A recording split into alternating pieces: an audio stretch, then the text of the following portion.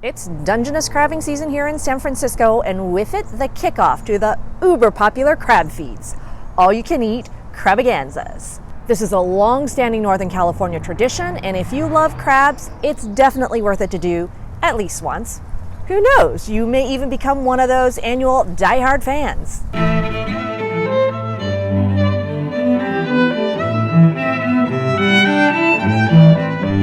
East Coasters have their lobsters, but here on the West Coast, it's all about the Dungeness crabs, which are in season from November through April. Although technically the commercial crabbing season is pretty much over by the end of December. You can get it live down by the docks, straight off the boats, or pre-shelled at any of the higher end grocery stores around here like Buy Right or Whole Foods, or served up hot at any one of the many crab feeds happening around the Bay Area.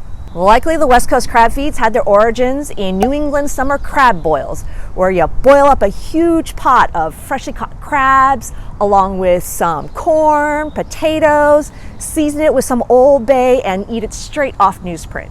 Out here, Dungeness crabs with their blue mottled shells were so plentiful and cheap in the olden days that they were kind of a natural menu item for church socials and service clubs. In the 60s and 70s, all-you-can-eat crab and spaghetti feeds were popular fundraisers, and by the 80s, they had grown into these huge community events, selling out sometimes 300 plus seats. Personally, I love crab, and for between $50 and $65 a person for all of the crab, pasta, salad, and garlic bread you can stuff into your mouth, it's a damn good deal. But even if you don't come for the food, you're still supporting a really good cause. Here, let me show you what it's all about. I've actually got two lined up this month. First, we're going to hit the Milpitas Chamber of Commerce's 27th annual auction and crab feed.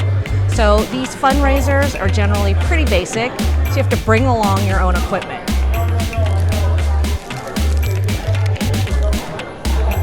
You gotta have seasoning. So I brought my fake butter, because if I brought the real stuff, it would get all congealed by the time I started eating the crab. You gotta have your Old Bay seasoning, olive oil, because I'm watching my diet, crab cracker, mallet, and a couple of forks for picking the meat out of the shells. It's most fun to buy out a table with friends, but even as a single, I got seated with some really nice folks from the chamber who were super friendly. The giant plastic bib is a must for when crab hearts and juices go flying. Plus, it's part of the crab feeding experience. To start off, the first course is fresh garlic bread made from warm French loaves. The green salad is basic but seasoned just right with a slightly sweet Italian dressing. The penne pomodoro also makes the round, but don't fill up on this because the main course is coming. And here it comes! Raise your crab paddles each time to have the Spring Valley Volunteer Fire Brigade, who are serving tonight, fill her up. Look at them buttes. Cold and ready to eat. For beginners, I recommend starting with the claws. Mallets are best for crushing everything. The crab crackers are definitely more portable and great with larger joints where the shells are nice and thick. Patiently peel back the shell, then loosen the claw meat.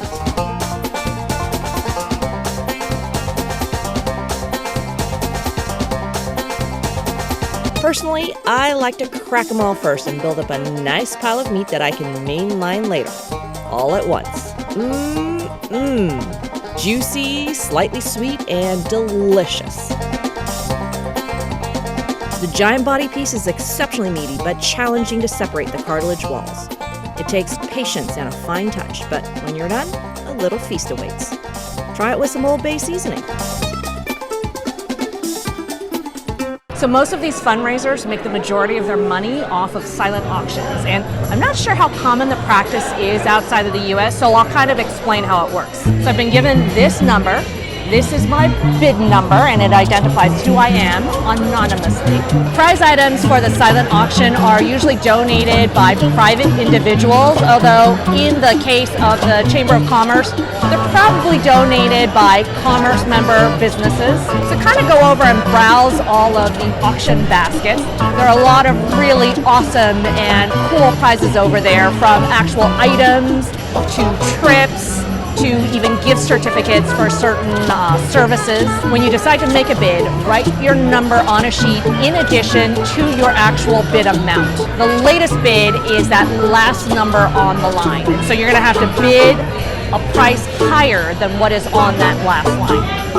The highest bidder wins the prize. And at the end of the evening, they'll actually announce who's won on the stage. And if you won, you can go up and claim it. Look guys, I won the winery tour. Woo!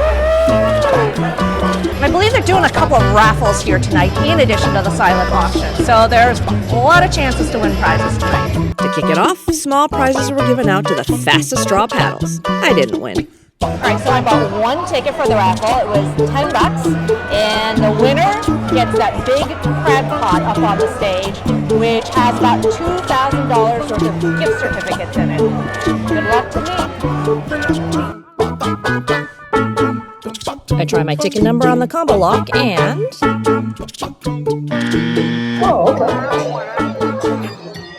Now, this may not be everyone's cup of tea, so in recent years, catering companies have been hosting some nicer events. In recent years, for-profit restaurants have also been getting into the crab food game. There are several nicer events being held by wineries up in Napa, as well as down in the Los Gatos area. Unfortunately, I did not act fast enough to get in on those. Those get sold out like right away, but I did see this great pop-up here by a local chef at the Homestead Kitchen in San Jose.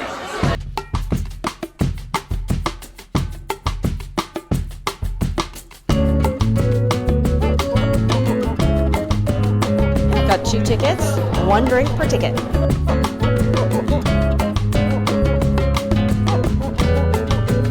Mike's poison of choice tonight is the old-fashioned, and I'm sticking with a Napa favorite, Cabernet Sauvignon red wine.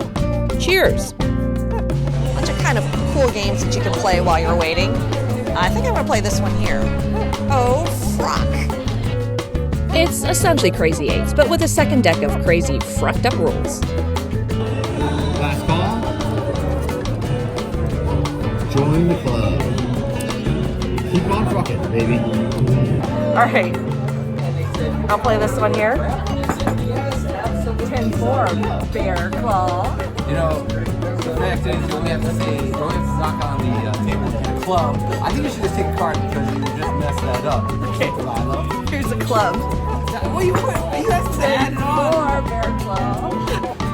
Well, first of all, why'd you go twice? You should get another card just for that. Actually, I want to play this one. You're frocked. All right, got our setting here. We got our giant spoon for our cioppino and our claw cracker here. This is a little bit different from your typical crab feed. Chef Justin is preparing his grandfather's crab cioppino recipe. And for those of you that are not familiar with cioppino, it is a San Francisco classic. It was first developed by North Beach Italian fishermen from way back in the Gold Rush days. And it's adapted from a Genoan seafood stew that uses a tomato base. The legend of cioppino goes that San Francisco fishermen who would return home empty-handed used to go around to all the fish stalls begging for scraps for their evening meal. And as it's evolved over the centuries, cioppino is still made with a variety of different seafood depending on what season it is. It's definitely a little bit more highbrow, and a bowl of cioppino, which usually is for 2, will run you about 30 plus bucks. I love tomato soup and I love crab, so this should be good. At the bottom of your bowl, you're gonna find some linguine, and then there's some garlic bread, the Caesar salad, which is so delicious. Mike and I just can't stop eating. It is so garlicky and anchovy, so good. And to end off your meal, there's a selection of desserts. Let's dig in. Too classy for plastic bibs, but it still gets messy, so tie one on. I feel like the Godfather. This cioppino is chock full of goodies from the sea. Right on top is a Dungeness crab, so we're just gonna go for it. Claws, the best part. Look how easily that separates and you get a nice whole chunk.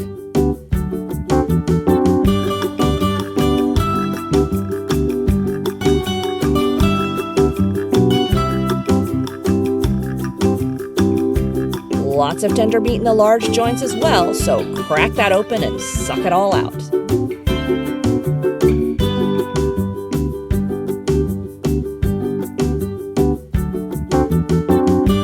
also tasty jumbo shrimp.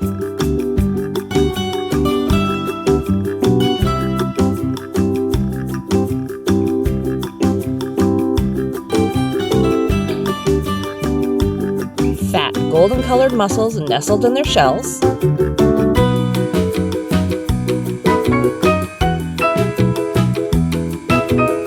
And tender clams stuffed with tangy tomato pomodoro.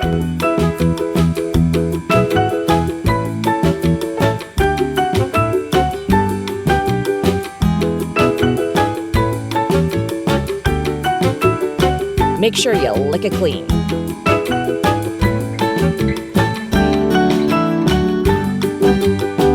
I'm stuffed. Time to partake of the entertainment while we digest. A little shuffleboard, anyone?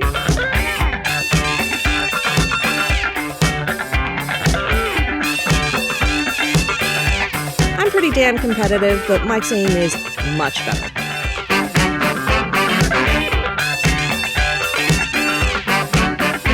That pool table is calling to the inner pool shark in me.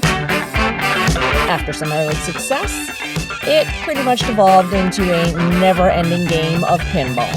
We suck, and I pretty much finish up scratching the game and losing. Maybe we should try something less competitive?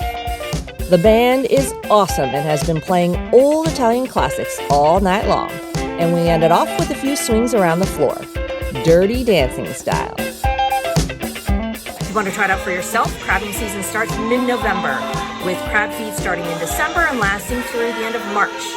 Keep in mind that about, 90% of these are local fundraisers, so the campy kitschiness is half the fun. The Patch and Eventbrite are great places for a comprehensive list of where you can find your local crab feed. But if you've discovered an excellent one, please share it in the comments below. I'm going to get back to having some fun. Catch you next time. Peace. If that information was valuable to you, please help me make it available to more people. Subscribe by hitting that red subscribe button down below, or like the video by hitting the thumbs up icon. Thanks so much.